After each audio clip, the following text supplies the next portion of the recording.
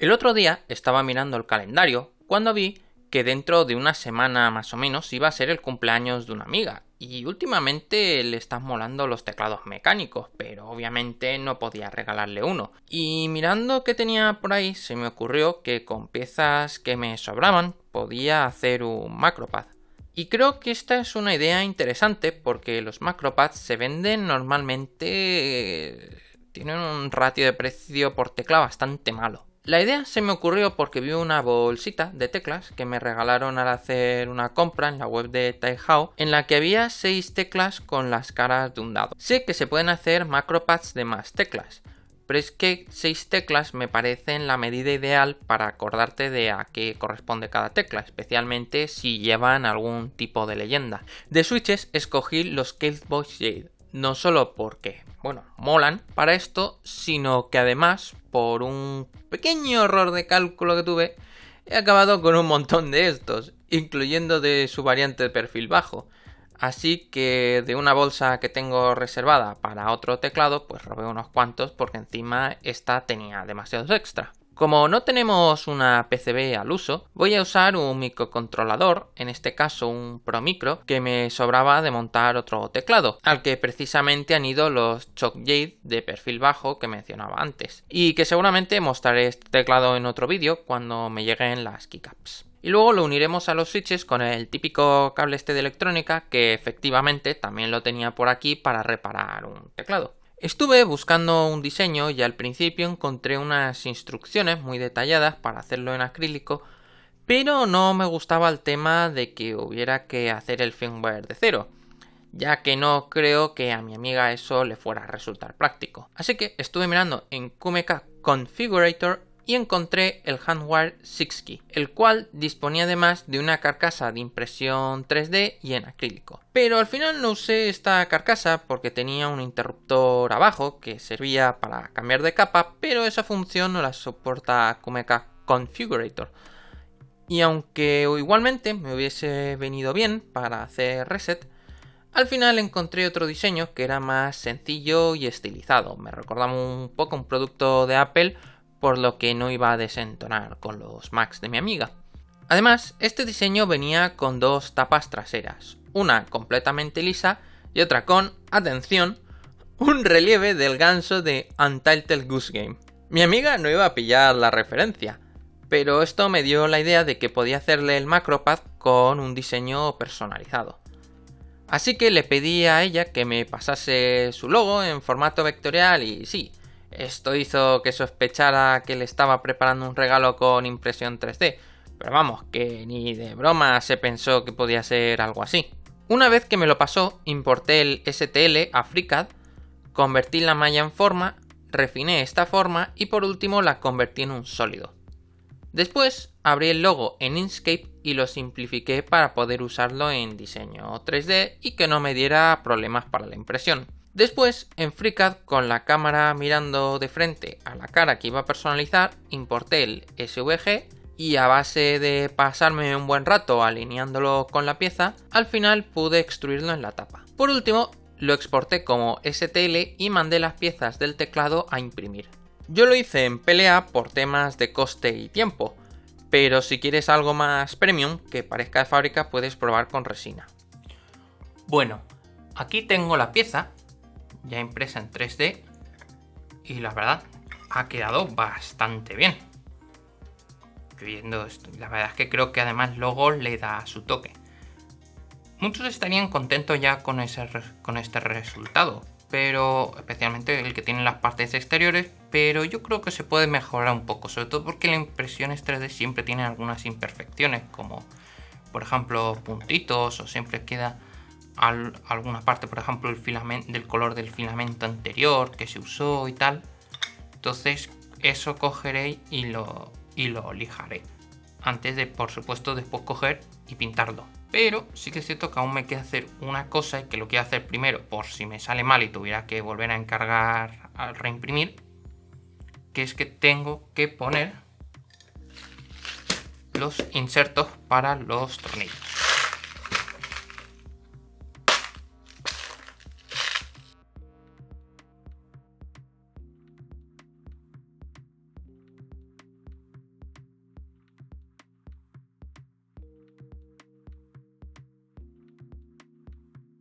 Pues bien, ya lo tengo hecho y sí, algunas partes inevitablemente han cedido por el calor, pero bueno, eso es ya algo que me temía, ya que estaban tan al borde, pero bueno, en general no está nada mal el resultado y con la práctica probablemente si lo vuelvo a hacer me salga mucho mejor. Es que es la primera vez que metía insertos con calor. Yo creo que eso. Ahora simplemente queda probar cómo queda cerrando con los tornillos. Aquí uso los tornillos. Estos son los que usé para el teclado, que tuve que comprar para el teclado mecánico. Así que mira, igual hasta me han salido rentables y muy útiles y todo. Así que luego me pasé un rato lijando, pese a que luego no sirvió de mucho. Y fuera de cámara decidí pintarlo con un spray metalizado que tenía por casa, ya que me pareció que podía dar un resultado así como de aluminio que fuera a juego con su MacBook Pro. Bien, y aquí tenemos los resultados después de pintar y bueno, no es que sean muy espectaculares, que digamos, sí, no ha sido un trabajo muy bueno, la verdad es que para todo el rato que me pegué lijando, el problema es que luego la capa de pintura base, pues eso, solo la primera capa ya vi que tenía eso, que no me quedaba muy bien, que me da la sensación de que me había hecho eso, líneas o grumos, y bueno, sé que me las ha hecho, y claro, al echar tan poco como que vuelven las imperfecciones. Y claro, a ver, si hubiese tenido tiempo, pues sí que le hubiese, pues esto, dado una lijada, por ejemplo, a esa capa. Y aquí se ven más las imperfecciones.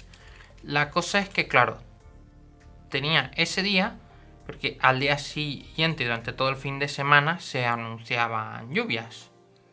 Y aunque bueno, sí que es cierto que al día siguiente al final no llovió, hoy por ejemplo sí que ha estado lloviendo. Así que bueno, por el tema de las prisas, pues entonces bueno, se ha quedado como se ha quedado.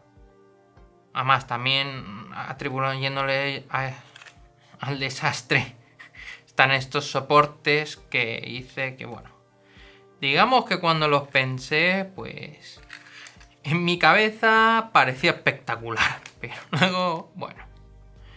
En fin, el caso es que me puse a montarlo.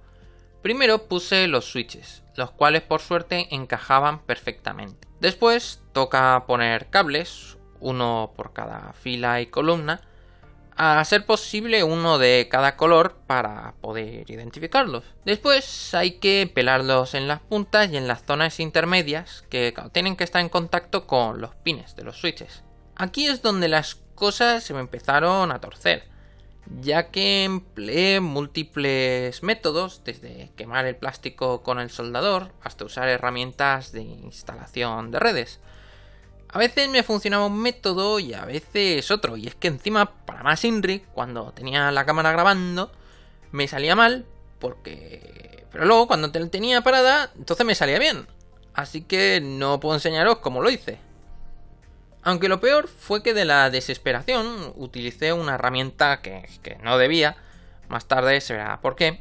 Pero bueno, es que tal fue el agotamiento mental que a continuación, a la hora de soldar los cables a los pines de los switches, no sé por qué se me metió en la cabeza la terrible idea de que tenía que hacerlo sin poner flux en ellos.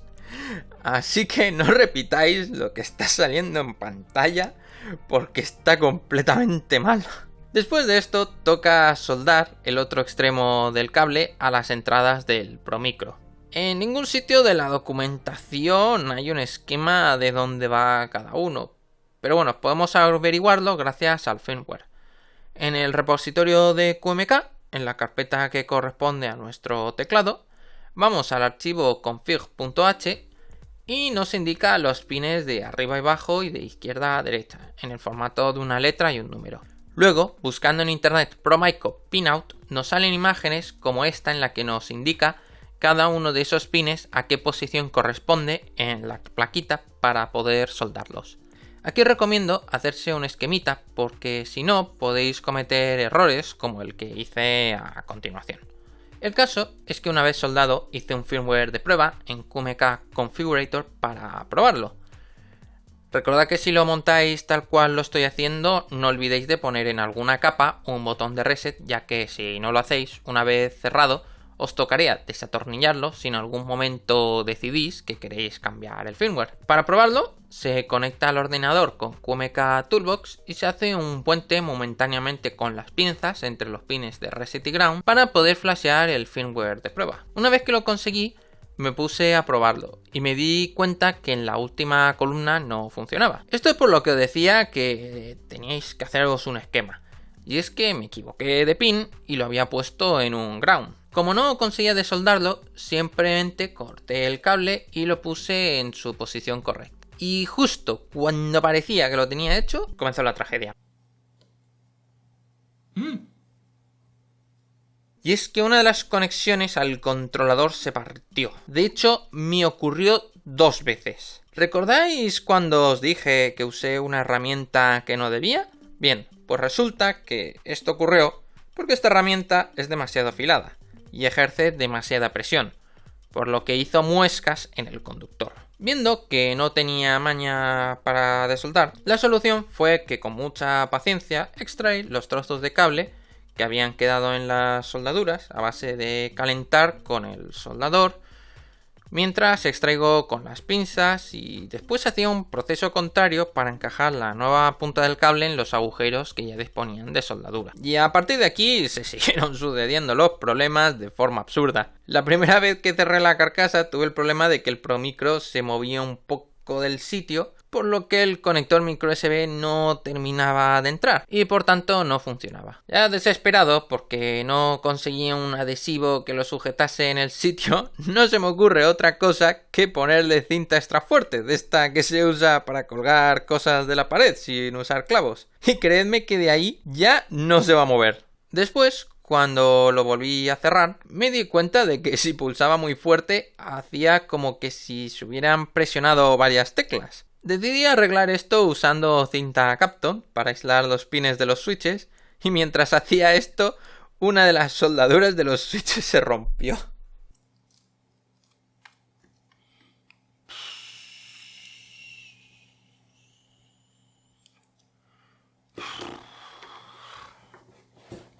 Aquí estuve a punto ya de dimitir, ya que pensaba que iba a ser imposible soldar en un hueco tan pequeño.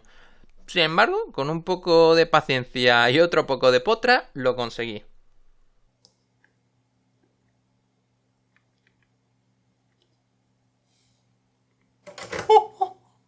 ¡He soldado! Después procedí a cerrarlo y tras probarlo una última vez, por fin pude respirar tranquilo.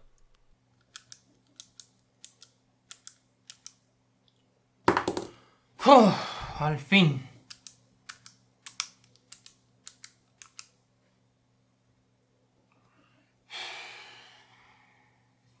A la mañana siguiente, como vi que resbalaba y a su vez raspaba en las superficies, le puse unos pies de goma que precisamente había comprado con anterioridad porque la carcasa de mi teclado Planck también resbalaba.